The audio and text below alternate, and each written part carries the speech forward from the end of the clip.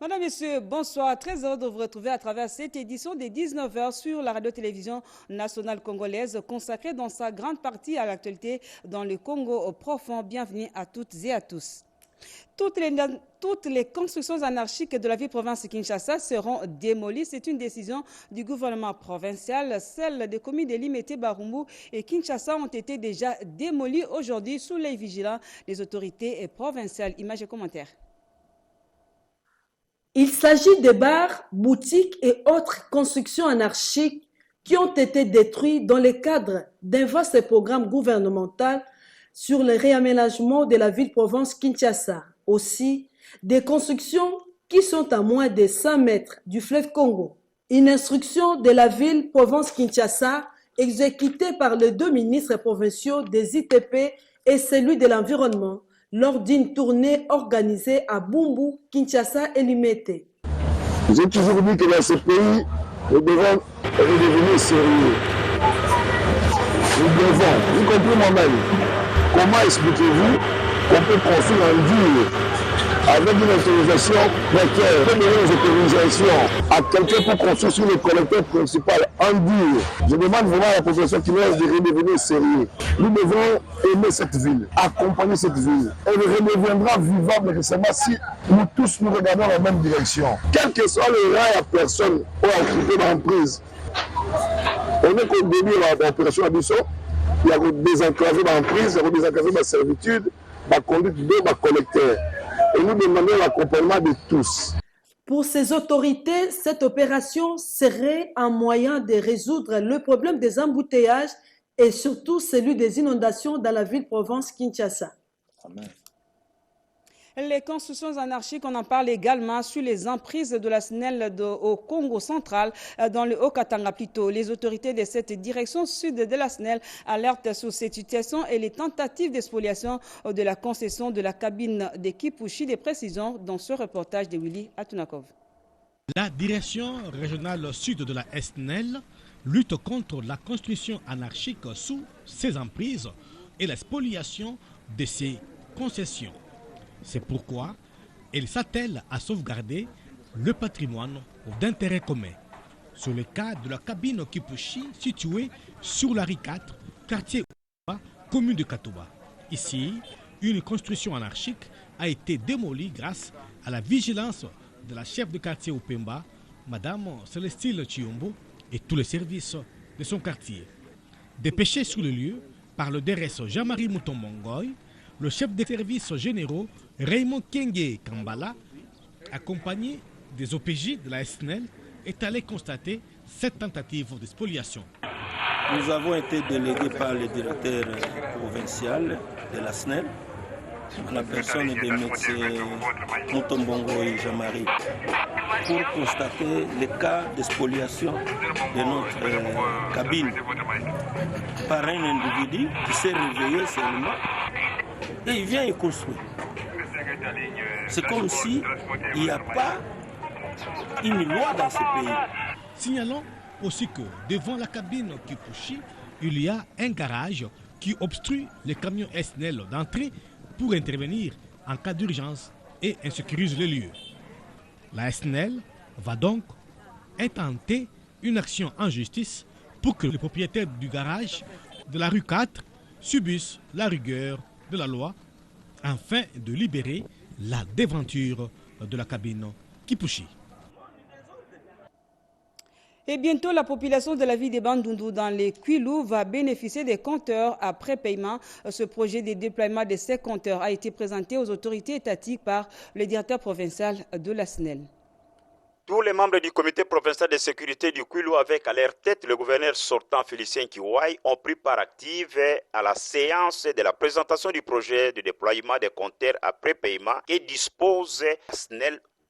C'était dans la salle de la réunion de la SNEL Bandundu sous la conduite de son directeur, l'ingénieur Prosper Bakoko. Pour ce faire, le tout a commencé par la restitution sur le manque du courant électrique pendant 6 jours dans la ville de Bandundu et ses environs. C'était du 9 au 15 avril 2025. Situation qui n'a non seulement plongé la ville de Bandundu dans les noirs, mais dont les conséquences socio-économiques et sécuritaires n'étaient pas à démontrer. Le gouvernement de la République, dans son article 27, qui stipule que toute vente d'énergie doit être sur base de la consommation réelle, prélevée par des compteurs calibrés et en bon état de fonctionnement. Toute facturation forfaitaire est prohibée et c'est dans les soucis de réformer les secteurs de l'électricité, entre parenthèses, digitalisation des services à la clientèle, a demandé à la SNEL d'adopter le système de prépaiement ayant comme avantage permettre à chaque client de gérer sa propre consommation soi-même. Le projet de développement des compteurs à prépaiement, avec ce que l'on entend de cela, l'ingénieur Prosper Bakoko a convié l'assistance à faire la descente sur le lieu afin de palper des doigts le fonctionnement de ces nouveaux matériels grâce aux démonstrations de ses collaborateurs dans les différents sites. Nous avions aussi voulu profiter de cette occasion-là pour leur présenter le projet de prépaiement qui sera bientôt déployé dans la ville de Bandung. C'est bien fait et puisqu'à un certain moment les gens ne comprenaient pas ça, or c'est un projet qui est initié par le gouvernement de la République. 1er mai, les travailleurs étaient hier à l'honneur. Ceux de l'INPPO Katang ont également célébré cette journée en collectant des fonds pour les déplacés de l'Est du pays. D'autres détails, c'est dans ce reportage.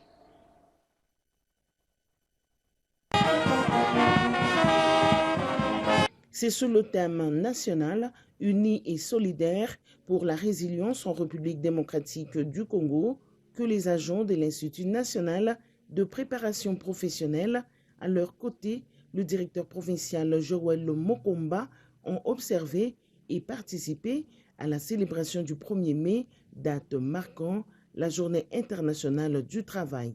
L'annonce était officielle, il y a eu amélioration tout à fait des salaires des agents par le SMIC. Nous remercions très sincèrement nos autorités de l'INPP. Il y a eu collecte de fonds au profit de populations de l'Est qui sont meurtries par l'agression. Vous avez senti la mobilisation, que ce soit des officiels, des autorités politico-administratives, des cadres et agents des entreprises qui ont donné des moyens pour soutenir nos frères et sœurs de l'Est. L'emploi fait partie d'un des chantiers phares du chef de l'État et qui est également implémenté au niveau des entreprises, dont l'INPP, et qui est donc l'occasion pour nous de remercier également le directeur général de l'INPP, M. Godefroy Stanislas Chimanga, qui ne ménage aucun effort pour que les conditions de travail au sein de l'INPP soient favorables. Un autre temps fort de la journée était la participation de l'INPP au tournoi de football des entreprises qu'avait pris part l'INPP. Le 1er mai de chaque année marque la Journée internationale du travail, une fête célébrée. Toutes nos excuses pour ces désagréments. 1er mai, on en parle également dans la province de la Lomami avec cette rencontre des travailleurs cadres de l'IDPS qui plaident pour le retour de la paix dans l'Est du pays afin que les travailleurs reprennent leurs activités au quotidien. Le reportage est signé par Anastasie Doumbou. Le 1er mai de chaque année marque la Journée internationale du travail, une fête célébrée dans de nombreux pays et provinces à travers les manifestations ou encore des rassemblements réunissant parfois les syndicats, l'employé et l'employeur, voire les politiques. Dans la province de la Lomami, les cadres de l'IDPS, quant à ceux, cette journée est avant tout une opportunité de compatir avec les compatriotes, travailleurs vivant dans la partie est de la République démocratique du Congo.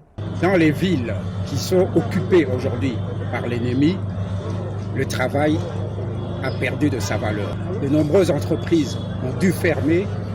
Beaucoup de nos compatriotes, et nous compatissons avec leurs malheurs et leurs difficultés, beaucoup de nos compatriotes aujourd'hui se retrouvent au chômage. L'économie de la région est en train de régresser à cause de cette guerre. Donc il était tout à fait normal en cette journée internationale du travail que l'on parle des enjeux, notamment la guerre à l'est du pays qui entrave la bonne marche concernant le travail de nos compatriotes. Placé cette année sous les thèmes Unis et solidarité pour la résilience en République démocratique du Congo. Et par rapport à cette célébration, le secrétaire général du syndicat Force syndicale des finances se réjouit de l'uniformisation des traitements des agents et fonctionnaires de l'État. Frédéric Njawololo a été approché par nos reporters. Voici le reportage. À l'occasion du 1er mai, journée internationale du travail, le représentant des travailleurs, membre du syndicat dénommé Fossifine, force syndicale des financiers, se sont retrouvés hier 1er mai dans la commune de la Gombe. Objectif, redynamiser leur association tout en célébrant la journée. Que le lancement qui a été fait la semaine passée par le chef de l'État, il peut dire que nous puissions faire nos efforts et nos capacités pour mettre ce barème-là en application. C'est-à-dire tous les éléments qui composent la rémunération doivent être pris en compte dans la politique salariale. Et si le gouvernement a dit qu'il n'a pas assez de moyens, on va aller palier par palier jusqu'à ce qu'il y ait l'épuisement de notre barème qui va permettre aux agents publics de l'État de s'essouffler, de préparer leur retraite, préparer leur avenir après le travail. Tous les membres de la Fossifine de mouiller le maillot pour l'organisation des élections sociales qui va bientôt s'organiser au niveau du secteur public pour que la Fossifine puisse prendre la tête du syndicat. On sera au stade Tata Raphaël pour prouver de quoi nous sommes capables de la mobilisation, que la Fossifine a beaucoup d'affiliés partout dans notre pays. Cette association des défenseurs des travailleurs est représentée actuellement dans plusieurs services publics de l'État et privés en République démocratique du Congo. Et une particularité dans le Haut-Ouélé dans cette célébration du 1er mai et du 30 avril, journée de l'enseignement, c'est le message du gouverneur Jean Bakomito, c'est son nom, a exhorté le monde de l'enseignement à garder une pensée de compassion à l'endroit des élèves et enseignants des villes sous occupation. C'est un reportage signé par Nathalie Mboula. Le 30 avril 2025, cette journée dédiée à l'enseignement par l'État congolais a été célébrée le mercredi à Isiro au travers d'une messe d'action de grâce dite à la cathédrale Sainte-Thérèse de l'Enfant Jésus. C'était en présence du gouverneur Jean Bakomito Gambou et de plusieurs acteurs des différents secteurs du monde éducatif. Tout a commencé par le mot du ministre provincial Didier Medoua Mayolo ayant l'éducation nationale et la nouvelle citoyenneté dans ses attributions.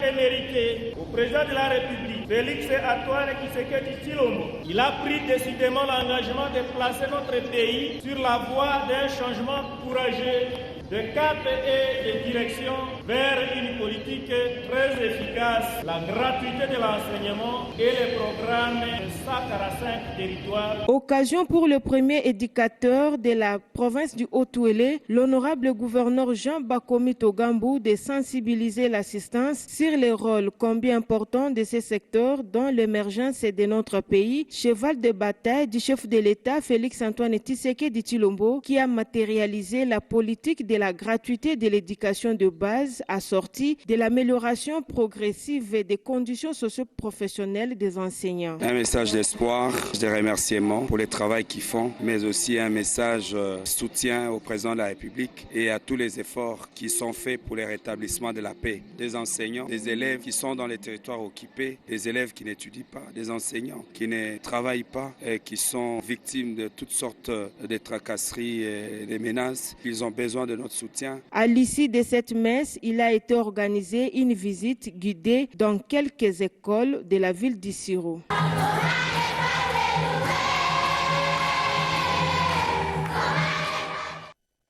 Changeons de chapitre, le gouverneur militaire de l'Ituri est de retour dans sa province. Depuis hier 1er mai, le lieutenant-général Luboya Nkashama a invité la population à cultiver la paix pour une cohabitation pacifique entre les communautés. Reportage.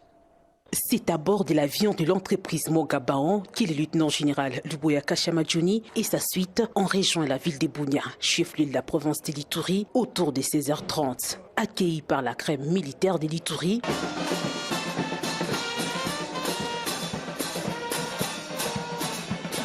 la notabilité locale et les habitants, les commandants d'opérations et gouverneurs militaires de l'Ituri, le lieutenant-général Luboya Nkashama Johnny est resté sur ses convictions, celles de développer et pacifier l'Ituri. 2 ans que je ne suis pas rentré à Kinshasa. Je suis rentré faire rapport à son Excellence, Monsieur le Président de la République, le commandant suprême, vraiment d'ailleurs qui tient et qui a beaucoup tenu à ce que je salue et que je félicite tous les enfants de l'Ituri.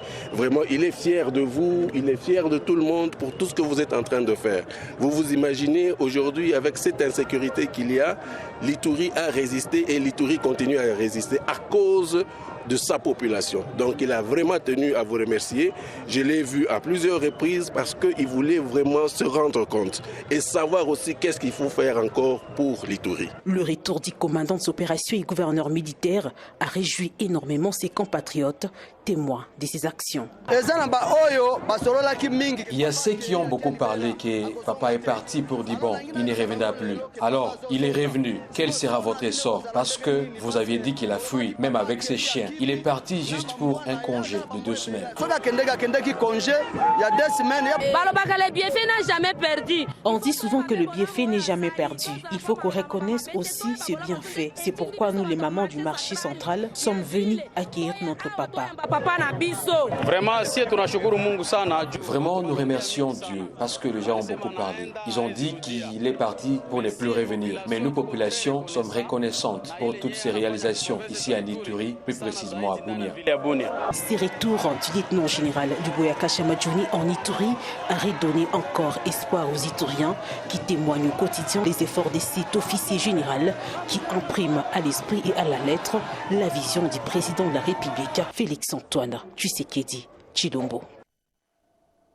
2 jours de Élaboration du plan local de sécurité de la commune de Kimbantseke, les représentants des 46 quartiers étaient en atelier avec l'appui technique et financier de la JICA, mais également de l'ONU Habitat. D'autres détails, c'est dans ce reportage signé par Mamita Bangoulou. 2 jours de travaux de formation ont suffi aux participants des 46 quartiers de Kimbantseke pour accompagner le gouvernement congolais dans la professionnalisation des polices. La JICA, en collaboration avec l'ONU Habitat, viennent de lancer la 2e phase du projet P4P qui vise le renforcement de la confiance entre la police et la population à travers l'opération du Conseil local de sécurité de proximité. Ce projet inclut la formation des agents de la police, la construction des commissariats et sous-commissariats dans la commune de Kimbantseke. Cette dernière est confrontée à beaucoup de défis, entre autres les routes en état de délabrement, le manque d'eau, d'électricité et l'insécurité qui bat son plein. Adoni Maboko, chef des quartiers Ngafani, est revenu sur la question sécuritaire. Selon lui, les gens ne sont plus à l'aise. Il faut savoir qu'il n'y a pas que les Koulouna. Il y a aussi les violences basées sur le genre qui sont récurrentes. Nous avons compris que notre population n'est pas suffisamment formée d'informer sur les violences basées sur les genres. C'est pour cela que nous avons recommandé qu'on puisse d'abord animer des formations auprès de notre communauté et surtout notre comité de base. La directrice adjointe du programme gouvernance de la JICA a fait savoir à la presse le rôle que joue son agence aux côtés du gouvernement sur la réforme de la police, sur le renforcement de sa capacité pour sécuriser la population congolaise et ses biens. Parce que c'est vous les acteurs, c'est vous qui connaissez votre commune mieux que nous. Nous venons seulement vous appuyer. Et notre souci à nous était qu'à la fin de ces assises, que vous compreniez c'est quoi la mission de CNSP. Mariam Boketchou, directrice adjointe du programme gouvernance de JICA, a exhorté les participants à mettre en application les leçons apprises lors de cette formation. Le ministre de la Formation professionnelle et métiers a séjourné dans le Haut-Katanga. Sur place, marque qu'il a tenu à renforcer le partenariat qui existe déjà avec Afridex. Des précisions dans ce reportage. L'entreprise Afridex, acteur stratégique au sein du ministère de la Défense nationale en République démocratique du Congo, a reçu ce mardi 29 avril 2025 une visite de haute importance.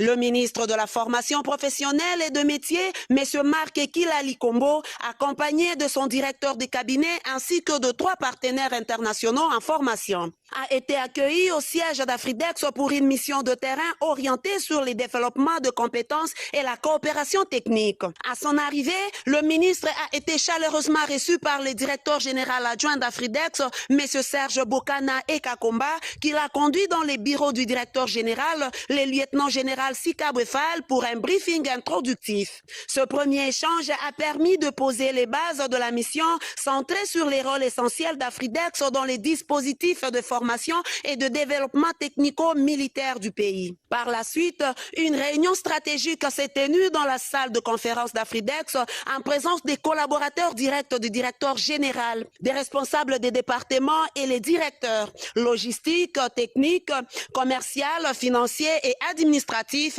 ainsi que du directeur général adjoint, M. Serge Bokana. Le directeur général, le lieutenant général Fall Sikabwe, a pris la parole pour présenter à Afridex sa mission, ses réalisations et sa vision à long terme au sein du ministère de la Défense. Il a mis en lumière l'importance du partenariat avec le ministère de la formation professionnelle pour faire de l'entreprise une plateforme de formation, des références aussi bien pour les jeunes Congolais que pour les professionnels en reconversion. Politique, les avancées significatives enregistrées sur les plans politiques, diplomatiques et militaires dans la guerre dans l'est du pays ont été saluées par la communauté Hound du Nord Kivu habitant Kinshasa.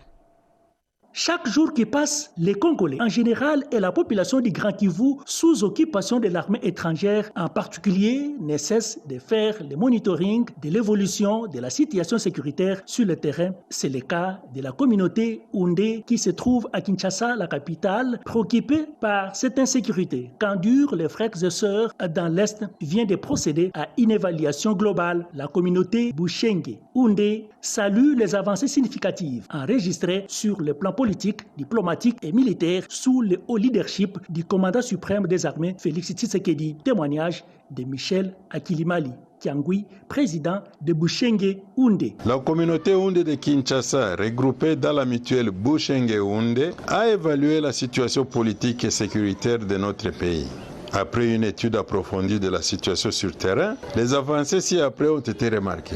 La pression militaire des agresseurs sur les fronts est contenue par les FARDC et les Wazalendo. Malgré l'occupation de certaines localités et les villes de Goma et de Bukavu, les avancées diplomatiques qui ont abouti à l'adoption de la résolution du Conseil de sécurité des Nations Unies 2773, au communiqué conjoint de Doha au Qatar entre la délégation de la RDC et les MV3, et l'accord de principe de Washington entre la RDC et le Rwanda. Vu ce qui précède, le Bushenge Houndé réitère son soutien à son Excellence Monsieur le Président de la République Félix Antoine Tshisekedi Tshilombo, ainsi que toutes les institutions légalement établies. Le Bushenge Houndé compatit au malheur qu'endurent nos compatriotes en rapport avec toutes les exactions et les violations graves des droits de l'homme. Le Bushenge Houndé lance ainsi un appel pathétique à tous les Congolais, toutes tendances confondues, de s'unir autour du chef de l'État et son gouvernement pour barrer la route à l'ennemi agresseur qui menace la souveraineté et l'intégrité de notre pays, la RDC. Le contenu des rapports de l'ITIE 2022 doit être rendu public et un atelier s'est ouvert dans ce sens à Chikapa, dans la province du Kasaï. D'autres explications, c'est dans ce reportage signé par Franklin et Claire Kalombo. Cet atelier s'inscrit dans le cadre d'une large présentation des contenus de rapport ITIE 2022 en vue de son appropriation par toutes les parties prenantes. Caleb Bonimoukadi, expert technique à l'ITIE RDC, a, au nom du coordonnateur national, précisé que ces travaux qui lancent en fait une nouvelle ère où nous allons davantage nous rapprocher de la province du Kasaï pour parler des questions des mines, pour trouver dans quelle mesure on peut améliorer l'activité minière et faire en sorte que l'activité minière puisse contribuer efficacement aussi bien aux revenus de la province que aux questions de développement des communautés locales et de tous les citoyens de notre province et de notre pays. Bowenga Efonge, coordonnateur provincial du projet d'amélioration de recouvrement de recettes et des dépenses publiques, a invité les participants à accorder un intérêt particulier aux travaux de dissémination de rapports ITIE RDC 2022 qui se déroulent dans les 18 provinces de la RDC. Bokele Djolé, vice-gouverneur de province qui a lancé ces échanges, a, au nom de son titulaire, salué la sagesse du comité national de l'ITIE et précise l'objectif. Les ateliers auxquels nous sommes conviés ces jours s'inscrivent justement dans le cadre d'une large présentation du contenu du rapport précité en vue de leur appropriation par toutes les parties prenantes. C'est pourquoi je recommande vivement à tous l'appropriation du contenu de ces rapports ainsi que les recommandations formulées. Cette dissémination permet à la province d'avoir les devoirs de redevabilité qui permettra à raffermir la confiance entre les dirigeants et les dirigés. Guerre dans l'est du pays, les femmes enceintes et les filles sont les plus exposées et les sages-femmes en soutien à cette catégorie des personnes ont exprimé leur ras-le-bol à l'ONIFEM en prélude de la journée internationale de la pratique sage-femme, nous dit Rodé Panda dans ce reportage. Venus apporter leur soutien aux forces armées congolaises, aux femmes enceintes, les jeunes filles victimes de la guerre d'agression rwandaise, les sages-femmes de la RDC plaident pour la protection et la réparation de ces victimes. Nous réclamons la paix pour nos amis de l'Est. Nous sommes ensemble avec vous. Nous sommes de cœur avec vous. Nous voulons la paix sur toute l'étendue de la RDC. Les femmes qui viennent pour accoucher ne seront pas accouchées dans de bonnes conditions. Et surtout, les enfants qui naissent ne choisissent pas le moment de venir, même pendant la guerre. Sages-femmes, ayez le courage. Rassemblées par centaines à la place des évolués à Kinshasa, ces femmes sages ont déposé leurs mémos à l'ONU-Femmes, exprimant ainsi leur désapprobation au cycle de violences dont est victime la gente féminine dans la partie orientale du pays. Nous avons ciblé ONU-Femmes parce que ONU-Femmes prône la dignité de la femme. Il est contre les violences basées sur les genres. Nous avons trouvé que nos cibles sont des femmes et des filles.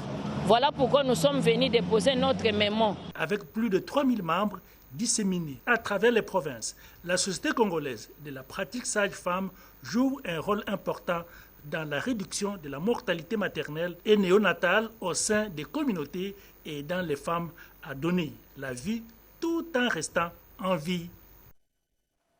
Bonne nouvelle pour la République démocratique du Congo dans le secteur environnemental. Un trophée EcoWorld a été attribué en février dernier à une ONG congolaise en Russie dans la catégorie de la conservation de la biodiversité et des paysages naturels. Les animateurs de cette ONG ont été rencontrés par Marie-Louise Mbela.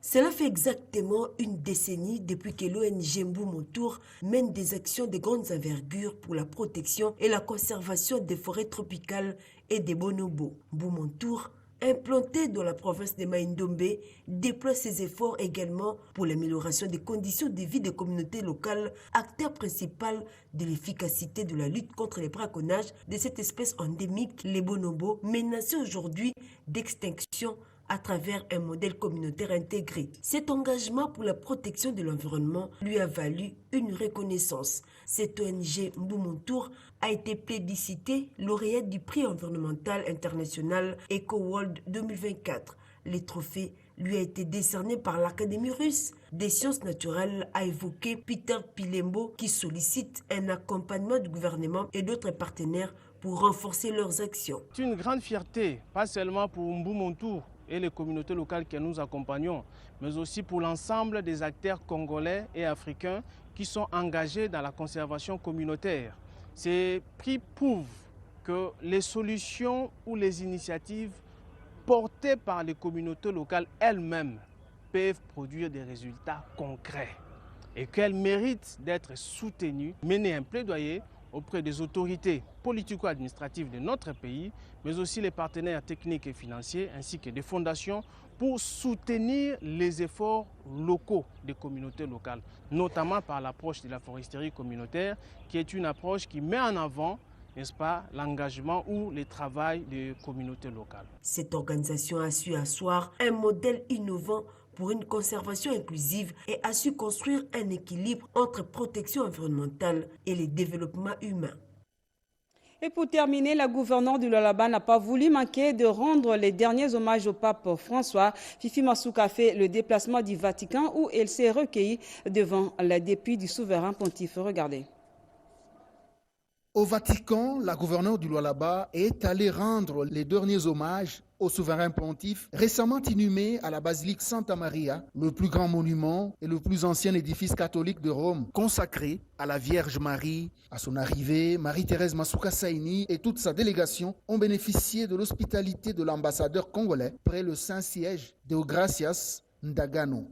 Encore affectée par cette lourde perte, la fervente chrétienne catholique du Lualaba s'est recueillie devant la dépouille de son père spirituel, dont le souvenir de leur rencontre personnelle reste encore frais dans sa mémoire. L'unique femme gouverneure de la République démocratique du Congo s'est inclinée devant les tombes de différents saints en hommage à ceux qui ont sacrifié leur vie pour servir le Seigneur. Pour la chef de l'exécutif provincial du Lualaba, le pape François laisse derrière lui l'empreinte d'un défenseur acharné des peuples meurtris, notamment ceux de l'Est de la RDC, victimes de guerres d'agression à répétition depuis plus de 30 ans. Elle a tenu à saluer la mémoire d'un souverain pontife qui, jusqu'à son dernier souffle, n'a cessé de plaider pour la paix, la justice et la dignité des oubliés de ce monde. C'était avec une très grande tristesse que nous avions appris la mort du Saint-Père du pape François. Je suis venue pour voir là où il dort aujourd'hui. Je suis parmi les tout derniers à être reçu par le pape. Et ce que j'ai retenu, c'est sa simplicité. C'est son amour pour le plus démuni. Il m'a dit, maman Fifi, la guerre, c'est la mère de la pauvreté. Je reste avec ça. En tant que d'abord femme politique, je ferai de mon mieux pour que je puisse aussi aider afin que la guerre, tout d'abord chez nous, puisse s'arrêter. La gouverneure Marie-Thérèse Masuka a également rappelé le passage historique du pape François en RDC, où, dans un discours resté mémorable, avait dénoncé l'exploitation sanglante des ressources naturelles et appelé, avec des mots marquants, à ne pas toucher au Congo-Kinshasa, exhortant la communauté internationale à rompre avec l'indifférence et à agir pour la paix. L'autorité provinciale du Lualaba et sa délégation ont aussi participé à une messe en la chapelle Paolina, où l'officiant du jour a prié pour le peuple congolais et son président Félix-Antoine Tshisekedi Tshilombo, afin que la paix soit rétablie dans la partie orientale du pays. Rappelons que le 4 janvier 2025, au Vatican, Marie-Thérèse Masuka avait eu le privilège d'être l'invité personnel du pape François afin de témoigner de son engagement dans l'Église catholique et dans la société, notamment en faveur de la femme et des personnes vulnérables. Madame, Messieurs, tous les plaisirs étaient pour nous de vous informer. Au nom de Mireille Ndeke qui a coordonné cette édition et au nom de Patrick Bapuila, Ramadan Poki, Keren, Kankolongo et Chico Bipendou, nous vous remercions de l'avoir suivi. L'actualité revient à 20h à la présentation sous Ingoï Chibouyi. Quant à moi, je vous dis merci et vous retrouve demain à la même heure.